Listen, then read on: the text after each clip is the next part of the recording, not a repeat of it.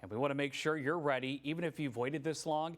Steve Sager spoke with a tax professional to ask what you should prioritize right now.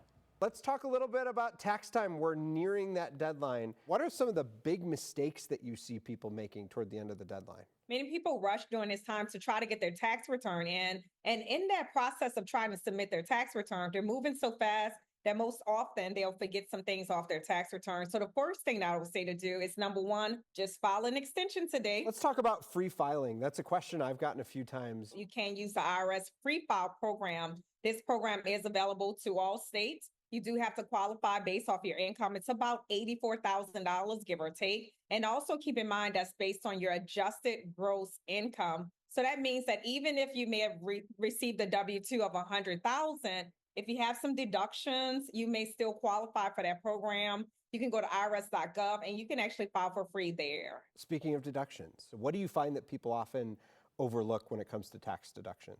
I would say for families, the child and dependent care credit is the first one. And that's a way that you can take a deduction or a credit rather on your tax return based on amounts that you paid for nanny expenses, babysitting services throughout the year for your children or other qualified dependents. And also you can use this credit for, let's say, for instance, if you paid expenses when it comes to summer camps for your children, they may also qualify for this credit. If you're a teacher and you're listening right now, and of course, we know our teachers pay out of pocket for certain expenses, you can also claim educator expense credit on your tax return. And you can do this without itemizing. So that's also an option. If you're a small business owner and you're trying to figure out all of your deductions that you can take, many people often look the insurance, self-employed insurance premium deduction that you can take, whether or not you itemize. And this could be a big deduction for so many small business owners.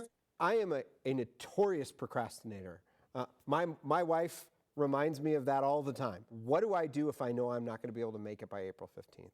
I always tell people it's okay to file an extension. And it just really is. That's why it's out there. That is why it is available to you. So if you expect that you're going to owe money to the IRS, you need to also make a payment to the IRS on that date because your penalties are going to be based on any unpaid taxes. So actually the payments are more important than the filing when it comes to the penalty. So file the extension if you're not going to make it. But again, you do want to make a payment at that time because it doesn't extend the time to pay.